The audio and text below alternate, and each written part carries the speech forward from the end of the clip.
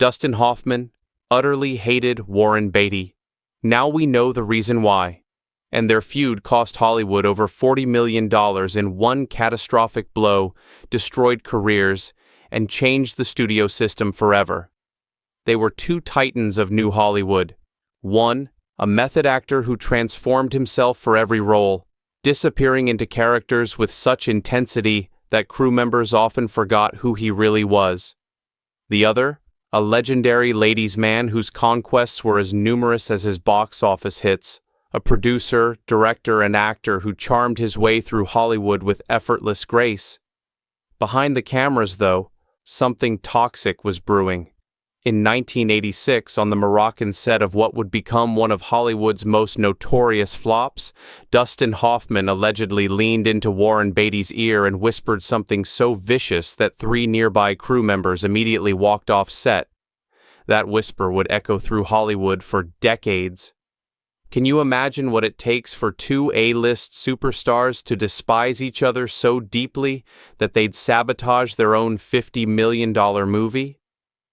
Because that's exactly what happened.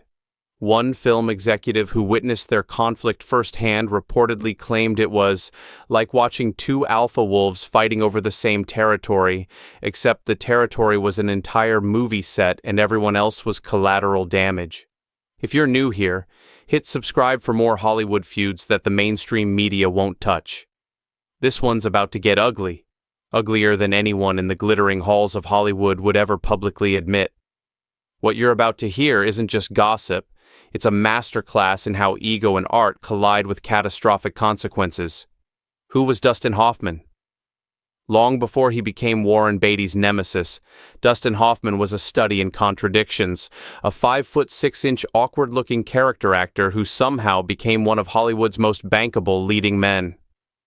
Odds. Born August 8, 1937, in Los Angeles to Lillian and Harry Hoffman, young Dustin's childhood was hardly the stuff of Hollywood dreams. As the son of a furniture designer who struggled to keep the family afloat, Hoffman grew up with financial insecurity that would later fuel his almost pathological perfectionism. "I never felt like I belonged anywhere," he reportedly confided to a co-star years later. "Not at home, not at school, nowhere." That outsider status followed him like a shadow. In high school, Hoffman was the definition of unremarkable. Not athletic enough for sports, not handsome enough to be popular, just another face in the crowd. But beneath that ordinary exterior lurked an extraordinary determination that would eventually reshape American cinema itself. Can you relate to that feeling of being overlooked? Type overlooked if you've ever felt that way too. After a brief failed attempt at studying medicine at Santa Monica College, did you know Hoffman originally wanted to be a doctor? He stumbled into an acting class. It wasn't love at first sight, it was desperation. "I took acting because it was the only class I could get a passing grade in," he allegedly admitted years later. But something clicked. For the first time, his intensity, his otherness, became an asset rather than a liability. The path from that classroom to Hollywood stardom was long and brutally difficult. While Warren Beatty was already making splashes in Hollywood by the early 1960s, Hoffman was scraping by in New York, living in squalid apartments, working odd jobs, and auditioning relentlessly. For nearly a decade, he was the definition of a struggling actor, waiting tables, checking coats, typing for the yellow pages, even working as a professional fragrance tester, sniffing newly developed scents until his nose would literally bleed. Those were hungry years. Hoffman would later claim he sometimes stole food to survive. Whether that's true or Hollywood embellishment remains debated, but the hunger, both literal and figurative, shaped him into something Hollywood had never seen before. By 1966, after nearly a decade of struggle, Hoffman had managed to build a modest reputation in off-Broadway productions. But modest wasn't enough. His apartment had holes in the floor so big he could see his downstairs neighbors. Winter nights meant sleeping in his coat. Meanwhile, Warren Beatty was dating some of the most beautiful women in the world and had already received an Oscar nomination for Bonnie and Clyde. The contrast couldn't have been starker. Hoffman living on the edge of poverty while Beatty enjoyed the fruits of early success.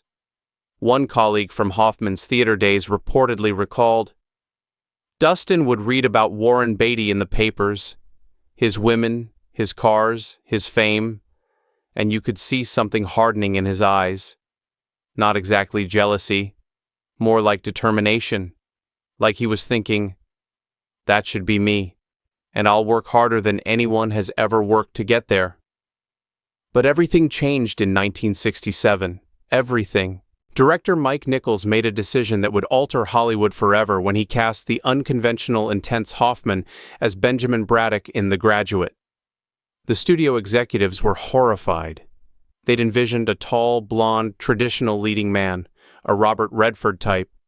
Instead, they got Hoffman, short, ethnic, with an intensity that made people uncomfortable.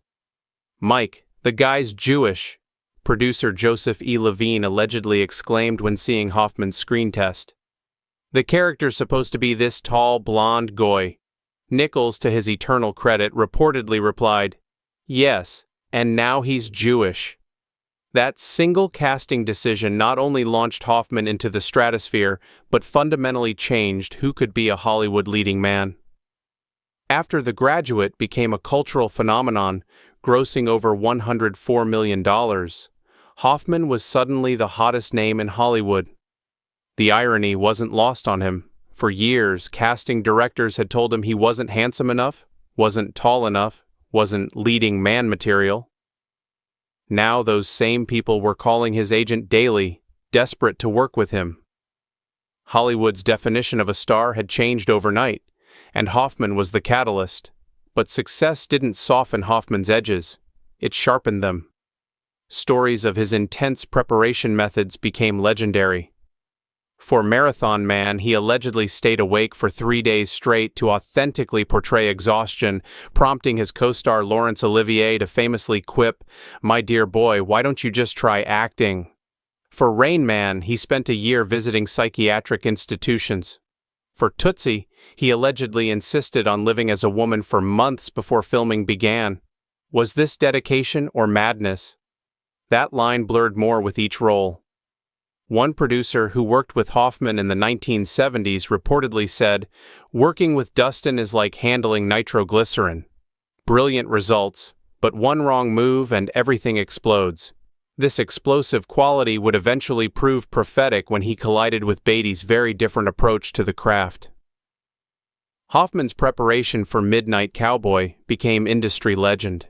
To play the limping, sickly Ratso Rizzo, Hoffman reportedly lived in a $25 a week room in a seedy Manhattan SRO hotel for weeks. He would deliberately stay up all night, refuse to shower, and walk with pebbles in his shoes to develop the character's distinctive limp.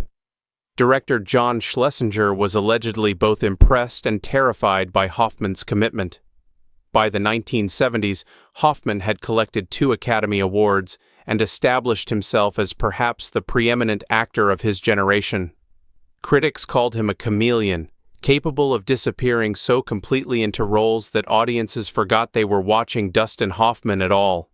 But that transformative quality came with a price, a steep one. Behind the scenes, Hoffman's perfectionism was becoming increasingly difficult for collaborators to bear. He would reportedly demand dozens of takes, challenge directors publicly, and insist on script rewrites minutes before cameras rolled. One director, who wisely requested anonymity, claimed, "Working with Dustin is like trying to build a house during an earthquake. The foundation keeps shifting beneath your feet." His personal life was equally tumultuous.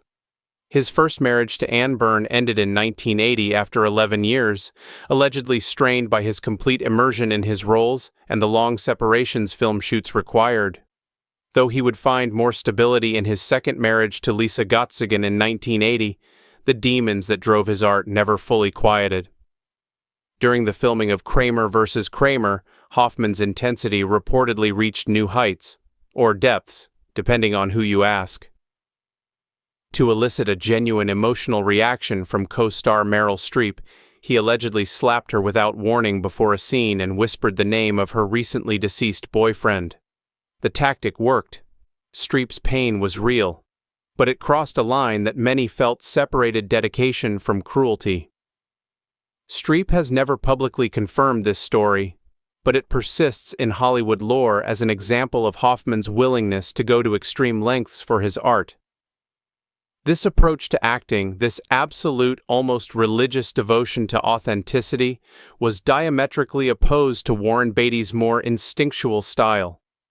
Where Hoffman labored, Beatty seemed to effortlessly exist. Where Hoffman transformed, Beatty remained essentially himself, charming, handsome, and apparently unburdened by the demons that drove Hoffman's art. Interestingly, as Hoffman's star rose in the 70s, Warren Beatty was undergoing his own transformation, from pretty boy actor to serious filmmaker. Beatty's 1981 epic Reds established him as not just a leading man, but a visionary director worthy of comparison to Orson Welles. While Hoffman disappeared into characters, Beatty was creating entire worlds. Did that fundamental difference in approach plant the seeds for their later conflict? Type yes if you think artistic differences always lead to personal ones. By the mid-1980s, both men had reached the pinnacle of Hollywood power. Both could command $5 to $6 million per film. Both had the power to approve directors, cast, and scripts. Both were legends who had transformed American cinema. The film industry itself was changing dramatically during this period. The auteur-driven new Hollywood of the 1970s was giving way to the blockbuster mentality of the 1980s. Studios were increasingly risk-averse, focusing on high-concept films with mass appeal rather than the character-driven dramas that had made both Hoffman and Beatty stars. This shifting landscape placed additional pressure on both men to prove their continued relevance, a pressure that would eventually find its release in their mutual antagonism. On paper, they seemed like the perfect pairing for an epic buddy comedy, the methodical, transformative Hoffman alongside the effortlessly charismatic Beatty. Columbia Pictures certainly thought so when they greenlit Ishtar with a then astronomical budget of $27.5 million. But something about Beatty had always rubbed Hoffman the wrong way, and by the time they signed their contracts for Ishtar, that friction had allegedly grown into a burning resentment. Some whisper it began years earlier at a screening of Lenny in 1974. Hoffman had poured his soul into portraying controversial comedian Lenny Bruce, transforming his body, mastering Bruce's rapid-fire delivery, even adopting his mannerisms off-camera. It was the kind of all-consuming performance that left Hoffman emotionally drained for months. After the screening, in a private Hollywood gathering, Beatty allegedly approached Hoffman, flashed that million-dollar smile, and said something that would fester in Hoffman's mind for years. "Great performance, Dustin. I almost believed you were acting." Was it an innocent comment, a backhanded compliment, or a deliberate jab from one titan to another? Whatever Beatty's intention, Hoffman reportedly took it as a fundamental attack on his entire approach to his craft. According to a makeup artist who worked with both men, Hoffman would bring up that comment years later, his voice tightening. "Warren thinks everything should be effortless. He thinks preparation is for the insecure. He doesn't understand that some of us actually work for our art." That philosophical divide, Hoffman's obsessive preparation versus Beatty's seemingly effortless charm, would eventually explode into one of Hollywood's most expensive feuds. But before we get to the nuclear meltdown on the Ishtar set, there's something fascinating about Hoffman that few people know. During the filming of All the President's Men in 1976, Hoffman became so obsessed with journalist Carl Bernstein's mannerisms that he allegedly broke into Bernstein's apartment while he was away to study how the man organized his socks. True story. When confronted about this years later, Hoffman reportedly shrugged and said, "You can't understand a man until you know how he organizes his life, down to the smallest detail." According to Bernstein himself in a rarely cited 1989 interview, he returned home one day to find several of his drawers slightly ajar. Initially assuming he'd been robbed, he was baffled when nothing seemed to be missing. It was only after seeing All the President's Men that he noticed Hoffman had adopted his exact mannerism of tucking his hair behind his ear when concentrating, a gesture so personal and unconscious that Bernstein was certain Hoffman could only have observed him in private moments. By the way, did you catch the Marlon Brando reference earlier? He appears briefly in this story if you've been paying close attention. Comment below if you spotted it.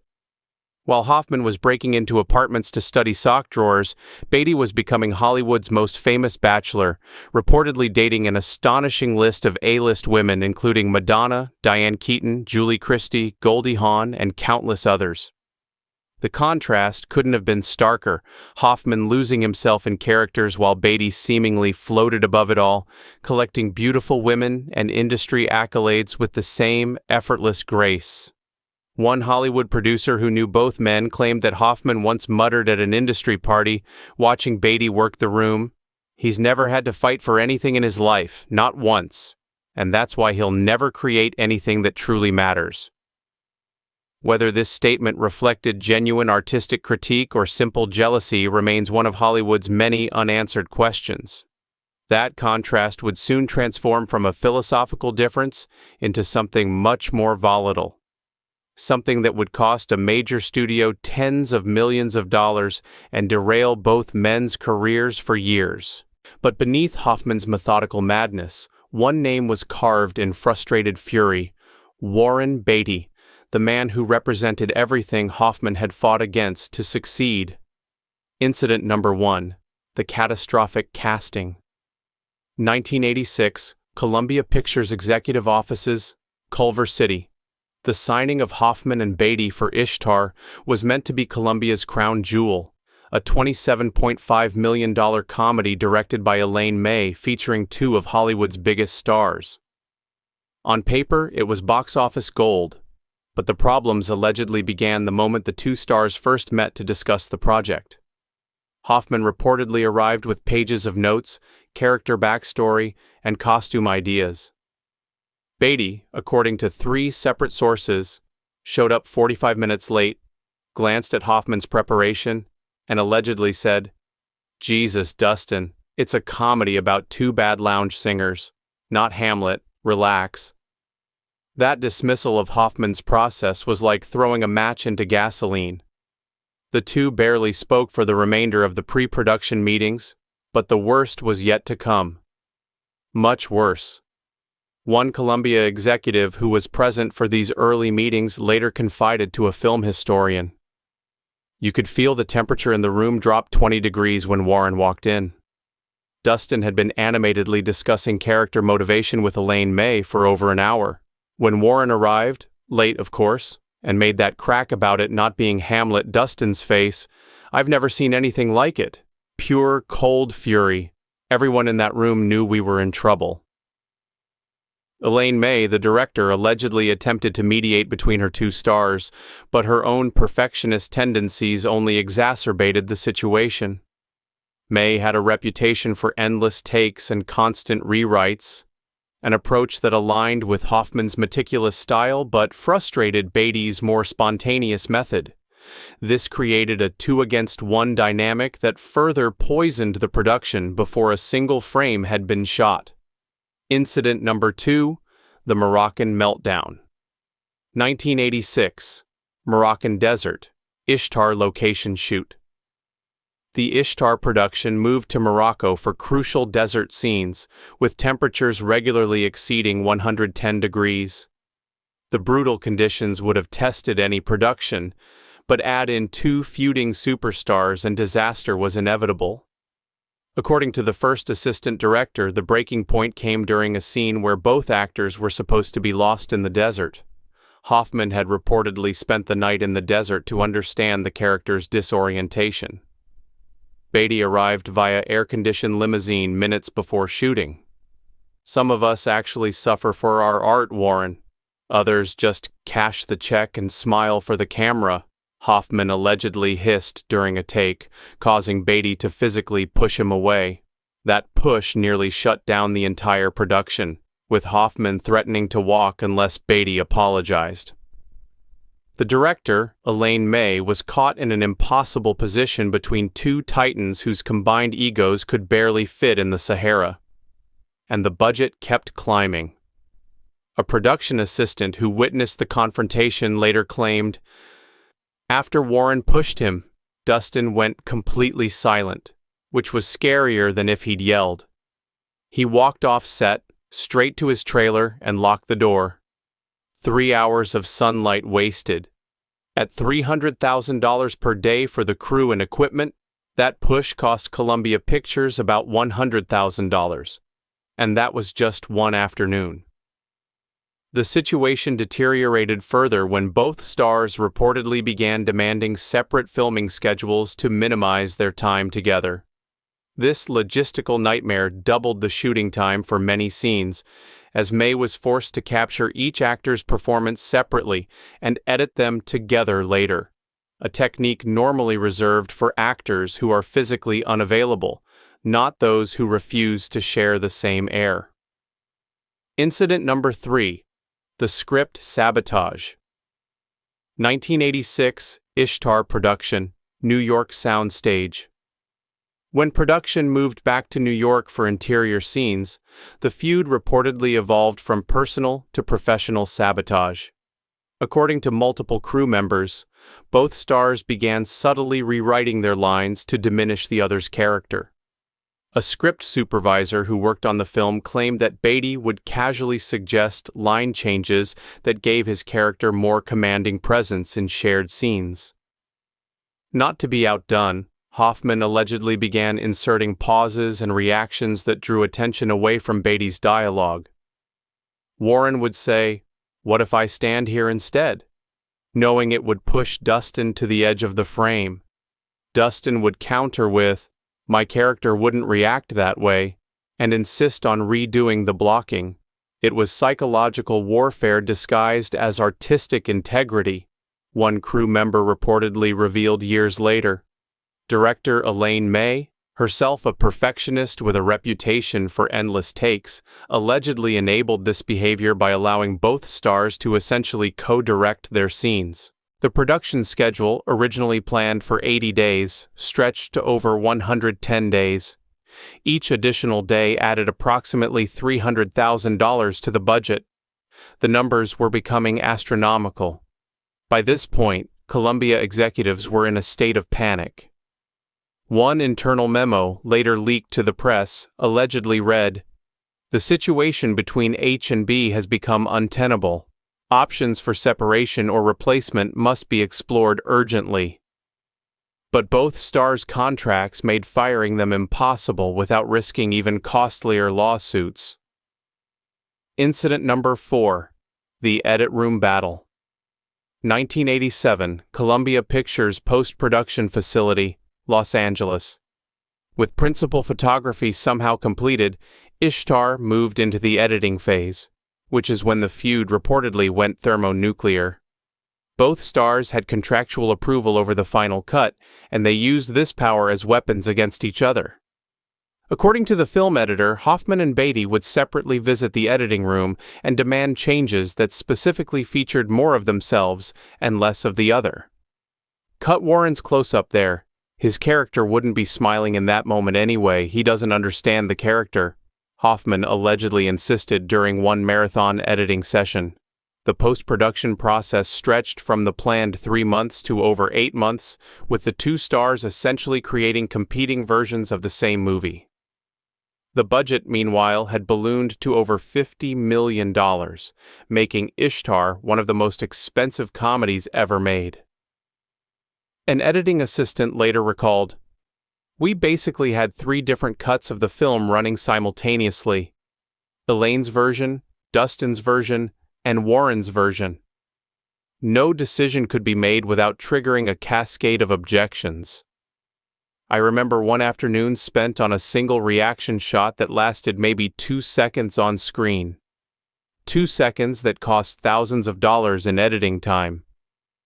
The post-production drama reached such absurd heights that director Elaine May reportedly locked herself in the editing room for 72 straight hours to create her own cut of the film, hoping to break the deadlock between her stars. When both Hoffman and Beatty rejected her compromise version, May allegedly suffered a breakdown and had to take a 2-week leave from the production. Are you Team Hoffman or Team Beatty in this feud? Type your choice now. I'm curious who you side with. Incident number 5. The Press Tour from Hell. 1987 Ishtar Promotional Tour. As Ishtar approached its May 1987 release date, Columbia Pictures begged its feuding stars to present a united front for the press tour. What followed was a masterclass in passive-aggressive behavior that entertainment journalists still discuss today. During a joint interview on The Today Show, Beatty repeatedly interrupted Hoffman's thoughtful answers with one-liners, visibly irritating his co-star. When asked about their working relationship, Beatty allegedly placed his arm around Hoffman and delivered the kill shot.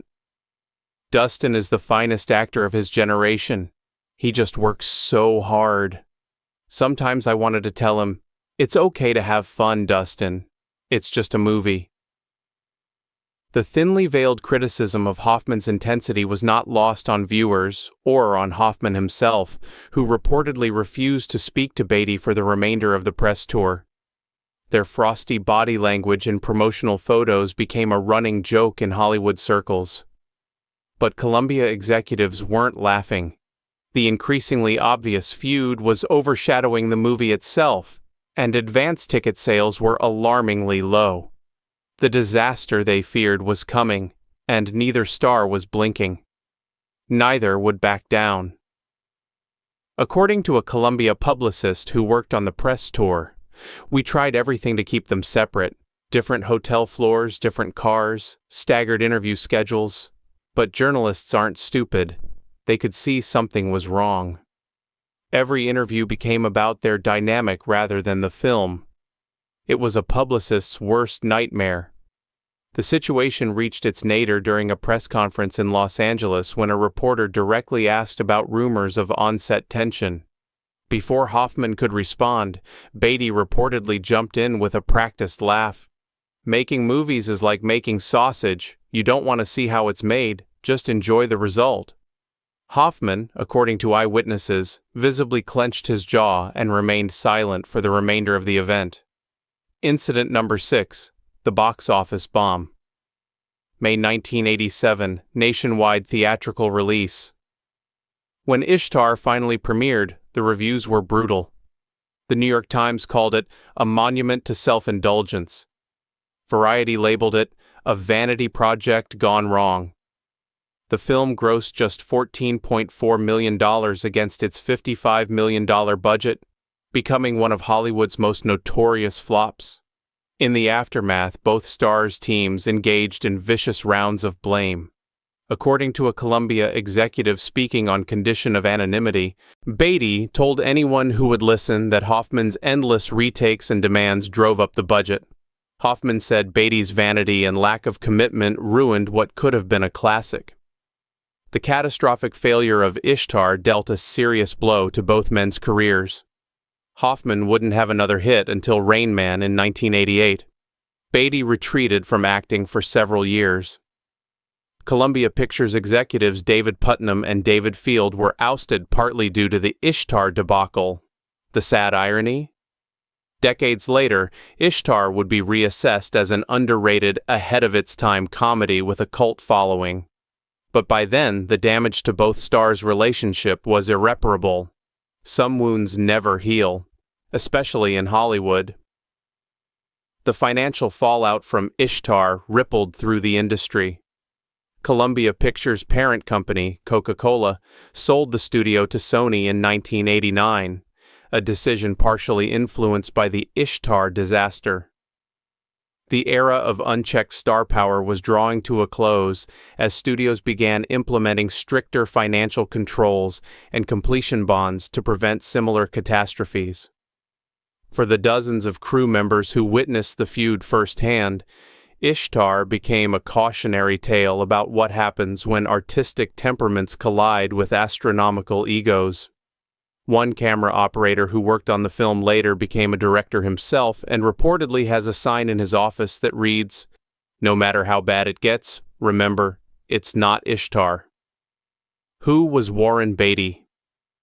To understand why Beatty so infuriated Hoffman, one must understand Beatty himself, a man who seemed to defy gravity in an industry where everyone else had to climb. Born Henry Warren Beatty in Richmond, Virginia in 1937, the same year as Hoffman, Beatty possessed the kind of effortless good looks and charm that opened doors without knocking. The younger brother of actress Shirley MacLaine, Beatty declined a staggering 10 football scholarships to pursue acting. Unlike Hoffman's decade of struggle, Beatty's rise was meteoric. By 29, he had produced and starred in Bonnie and Clyde, revolutionizing American cinema and earning 10 Oscar nominations. By 44, his epic Reds had won him an Academy Award for Best Director. But perhaps what most distinguished Beatty, and most irritated the methodical Hoffman, was his legendary effortlessness. While Hoffman disappeared into roles through painstaking research and physical transformation, Beatty seemed to glide through performances on charm and instinct alone. This fundamental difference in approach reportedly drove Hoffman to distraction.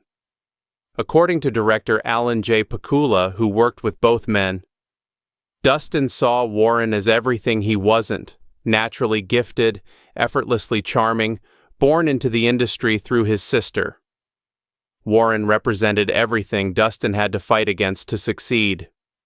Their feud wasn't just professional, it was philosophical.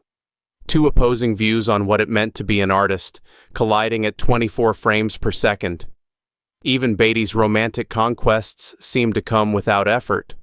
While Hoffman struggled through a difficult first marriage, reportedly exacerbated by his intense immersion in his roles, Beatty's list of romantic partners read like a who's who of Hollywood: Julie Christie, Diane Keaton, Madonna, Goldie Hawn, and countless others.